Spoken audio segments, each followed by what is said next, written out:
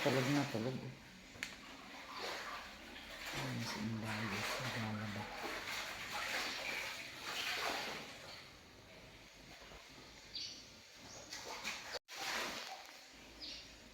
Nasaan si Annette? Nasa taas, Day? Katigas po naglinis. Naglinis. Taas.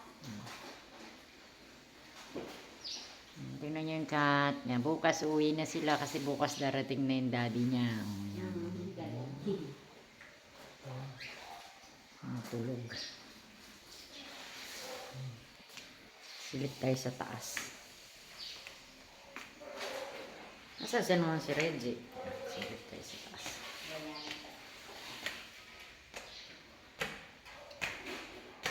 Happy Saturday!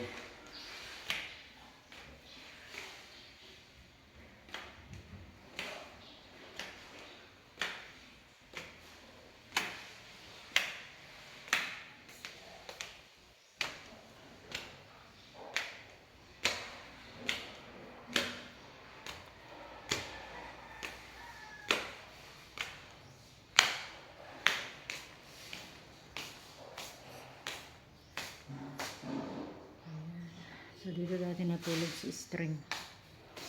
Sino yan? Si Annette yan. Ikaw yan, Annette? Linis dito.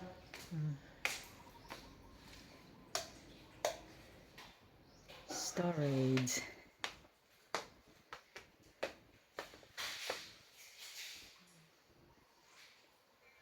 Hindi. Ang kulungan ni na ano. Yung mga aso. Ayan. Storage. Storage. Ano na. Back to reality. Ano to? Bakit parang may kuryente? Dito nakasaksak ang parol ni Reggie. So, pwede nang tanggalin yung mga parol. Ang ganda! Oh.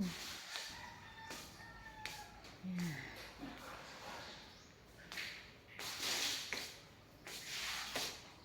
Yeah, so ready na tayo. Ready na tayo. Papunta na Cebu. Ano pa, 1 week pa naman bago ako papunta na Cebu. So, nakabili na kami ng ticket kahapon. Yep. Yes, yung mga Inday dito sila natutulog pagkatanghali. Mainit daw. Ito actually ay kwarto ni Paul. Maliliit lang. Kay Paul at saka kay Clinton. Sa dalawang anak niya. Sabi ko noon gusto ko sana magkwarto sa kabila. Kaya lang, mahirap kasi dito guys. Akyat pa naog. So medyo mataas siya. So mahirap. Para sa may mga edad na. So hinihingal-hingal. Diba? So, yan. Back to reality. Yung mga people nag-work na sila. Yung mga iba bumalik na sa school. Diba? So, yan. Tingnan nyo. Ang ganda. Oh. Tanaw na tanaw mo dito yung taas. Yan. Ano na, tahimik na.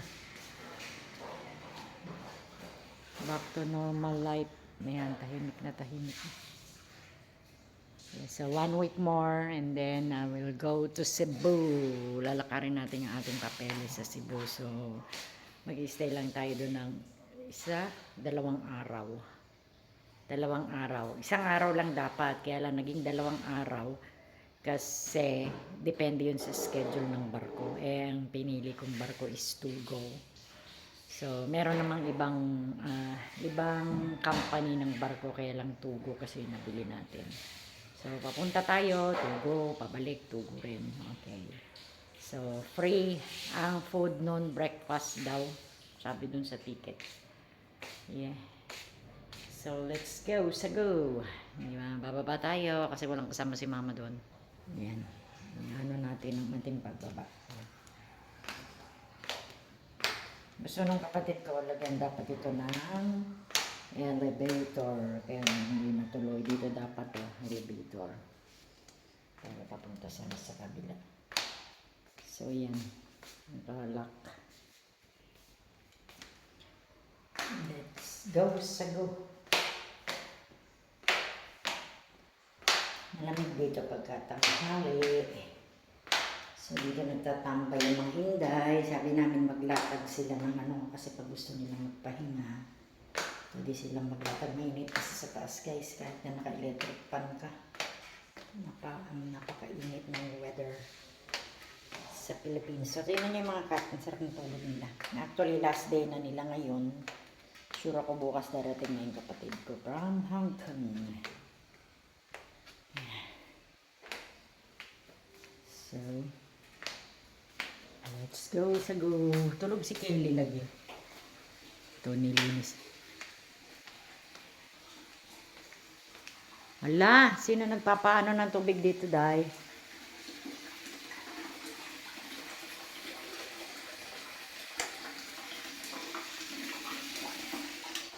Yan, patayin na natin.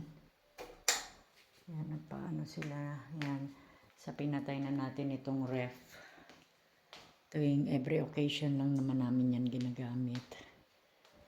So, ayan. Tahimik na ang bahay. Pag wala dito yung kapatid ko guys, minsan sa isang buwan, 2 beses lang namin siya nakikita. So, yan. Noong unang araw na alis nila, sabi ko nakakalungkot naman kasi tahimik na naman. Wala nang ano ba, back to trabaho, back to school. Ewan ko yung pamangkin ko kung may school na ba siya. Parang 9 pa yata. So, yan. Yan ang ating ganap. Ganap for today. Naku. Tingnan nyo. Para makulimlim Saturday pala ngayon. Kahapon guys, nagpunta kami sa town kasi bumili ako ng ticket and then pupunta sana tayo sa bank. Yung pala holiday pala kasi ano pala ng Black Nazarene.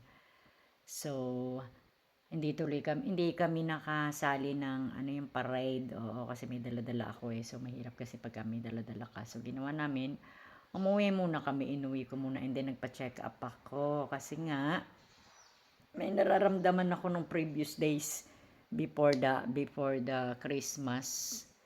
Uso nga kasi ang ubo, ang sipon, influenza, sabi ni doktor. So, nakalipas naman yung Christmas at saka New Year, hindi naman tayo inubo. Kaya lang, yun syempre, mga kasambahay natin, inubo yung kapatid ko, yung brother ko, pamangkin ko, inubo sila lahat. Kasi nga, uso at panahon doon ng ubo, yun ang sabi ni doktor sa akin.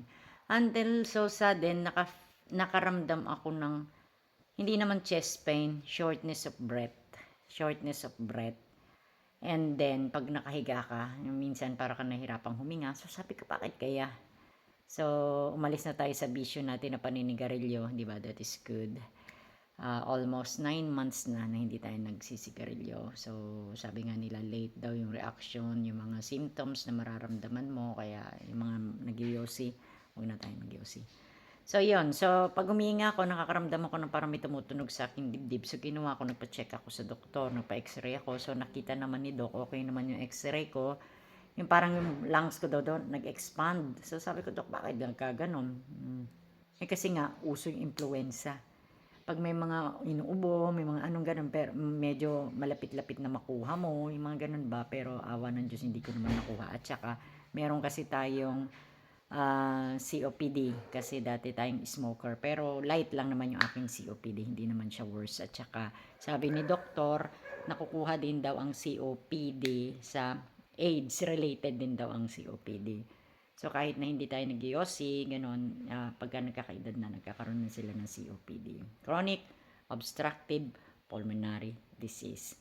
So, yun. So, ngayon, ang ginawa ni doktor, dahil nagpa-check up ako kahapon, kasama natin si Inday, kasi birthday ni Inday, at saka si Manong Roger. Siyempre, trinit din natin si Inday, pinakain natin siya sa Jollibee, di ba? Tapos, nag-lunch kami sa KFC, di ba? Yun. At least, nakalabas siya kasi birthday niya. So, hindi siya masyado nasad. Kasi first year niyang nag-birthday daw dito. Kasi nagtatrabaho taga Dumaguete City sila, guys. So, happy birthday dong kay Inday, di ba? So, yun. So, in short, binigyan ako ng doktor ng gamot. Yung gamot na binigay niya sa akin is yung usual na tinitake ko. Symbicort, nagpapap tayo. And then, binigay sa akin yung Dilat Air para sa bronchial asthma kasi yun. So, balik na naman tayo doon, maintenance yun eh. Kasi ano, isang linggo nating gagamitin na twice. Ang Symbicort is twice. And then, yung Dilat Air is twice a day din. Good for 1 week. And then, pag bumalik na sa normal, after ng 1 week, babalik na ulit 1:1. Parang ganun. So, lifetime na naman natin na maintenance yan. Diba? Ganun talaga, diba? Pagka nagkakaedad tayo, tsaka related kasi sa smoking dati. So, kailangan natin na mag-pop. Actually guys, nag-stop ako ng smoking is March. So, hindi naman ako nagpa-pop. Hindi naman ako nagpa-pop nung previous years, hindi ba? Especially nung nag-i-smoke pa tayo, hindi naman tayo nagpa-pop noon. So, nag-start lang ako mag-pop nung na-notice ko na parang nahihirapan ka na naman, hinihingal ka na naman, pag umakyat ka sa hagdan, so yun na yun. So, ang pinagtataka ko, bakit nung nag-i-smoke ako, hindi naman ako nakakaramdam, ganun talaga, late talaga yung reaction ng COPD or asthma. Yung kapatid ko nga, nagkaroon siya ng asthma yun dahil sa smoking, kaya sa mga nag-i-smoke, itigil nyo na yan hanggat maaga pa. Yung doktor ko, nakakatawa kahapon.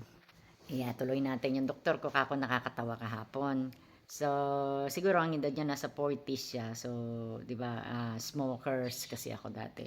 So, na-share ko lang sa kanya yung story ko, yung ganyan-ganyan. Sabi niya, ay nako ma'am, sabi niya yung mommy daw niya nag-i-smoke din. 50 plus na rin. So, halos the same age kami ng mama niya, 50 plus, parang ganun. Eh, ang tigas din daw ng ulo. Sabi ko, ikwento niyo po, Dok. Ikwento niyo po, Dok, yung sa akin na nagkaroon ng COPD, ganyan, nagpa-pop, magaganon, maintenance, may mga ganon. Tsaka yung iba ka ako nagkakaasma. Sabi niya, kahit daw sabihan niya, matigas daw yung ulo ng mother. Sabi ko, ganyan talaga, Dok. Ang mga may mga bisyo. Sabi ko, mahihinto lang po yan pag kami naramdaman na. Di ba? Pag naramdaman mo na, nahirapan kang huminga, o nagkaroon ka na ng asthma, pag doon, titigil ka na. So, nagpapasalamat din ako at least natigil. So, in-stop ko ang aking smoking nung namatay yung pet ko. Kasi namatay yung pet ko ng February 2025. So, March ako nag-stop ng smoking. So, magwa 1 year na yung gaga ko. Next month, ang bilis ng panahon na, no? Magwa 1 year na siya namatay, di ba? Parang kailan lang. So, yun. Magwa 1 year na rin tayong hindi nag-smoke, hindi ba? Kasi kung February, March, magwa 1 year. So, I hope tuloy-tuloy na ayoko na din ibalik. Kasi, syempre, magwa-worse yung nararamdaman natin, yung sakit natin, hindi ba? Lalo na pag hindi tayo tumigil ng paninigarilyo, at saka iba yung epekto ng cigarette sa ating body. Yun, tumatanda, nagda-dry ang skin, at saka later on, pwede pa tayong magkaroon ng cancer. So, nakakatakot. May history pa naman kami ng cancer. Ang uncle ko nagkaroon ng lung cancer. So, thankful na natanggalan natin. Yun, minsan pag nagsasalita ako kasi hinihingal ako. Oh, yun. Kasi it's dahil yan sa smoker kasi ako dati. So, anyway, I'm gonna vlog sa susunod na mga araw. Magbablog 1 week pa tayo dito sa Cagayan de Oro. Ibablog natin pagpunta natin ng Cebu, yung ating mga lakad sa Cebu, sa barko, everything ibablog natin. So, thank you po sa ating lahat ng ating mga subscribers, sa ating mga viewers. Thank you. This is Brit Pinay. Happy Saturday, everyone. See you on my next vlog. Thank you po. Taba, taba. Taba, taba. Taba, taba. Taba, taba. Yan.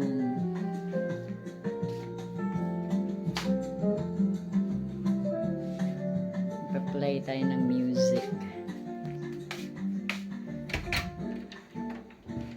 Sabado pa lang ngayon. Holiday kahapon kasi ng Black Nazarene. So, hindi ako natuloy sa bank. Yeah. So, bored. Back to normal na. Ayan, ayan. Inanuhan ko yung shoes ko kasi yan ang dadalhin ko sa sale. Ayan. Si Indays naglaba. Okay. Parang ano ngayon, no? Parang maulan. Tsaka na tsaka. Ay, bakit umiiyak-iyak ito? Nagugutom. Anong gusto mo? Anong gusto nito, ha? Hindi ka magbigay tayo ng biscuit doon. Bakit nag-iyak? Hindi ka. Ano tundog na to? Hindi ka, bakit? Bigyan natin ng biskwit. Ang tsokoloko. Lika tsokoloko, oh. Ang biskwit. Yan, oh. Ayaw mo naman. Ayaw mong kumain ate. Busog ba yata? Hindi, naglapit kasi siya sa akin. Tas, Ah. kain ka, biskwit. Kakain pa. Biskwit ka. Oo. Kain ka ng biskwit. Lapit natin. Kain ka ng biskwit ko. Oh, hindi ka na. Loko. Ayaw mo. Ayaw. Ano ba yan? Ayaw mo kumain. Nilalapit ko nga sa yung biskwit. Ayaw mo naman. Ano ba? Na, ayaw na daw. Ito. Ayaw Ha? na Hindi daw. ka. Bakit? Dapat na. Bakit ayaw mo magpabidyo? Halika na. Ah. Halika. Yan na. Ah. Bigay ni na ate. Kinakain. Ayan. Ah.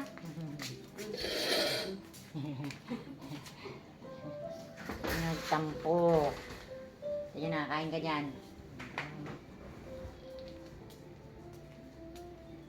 Nag-aaw-aw kasi, kaya ako binigyan.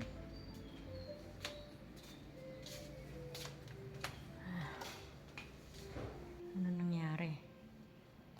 Ayan, madilim.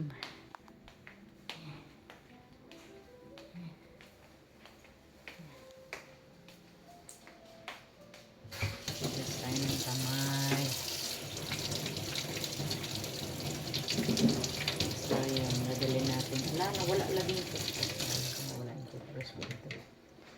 Dali natin yung queso de bola sa kapatid ko. Nakalimutan ko kasi padala kayong Cole.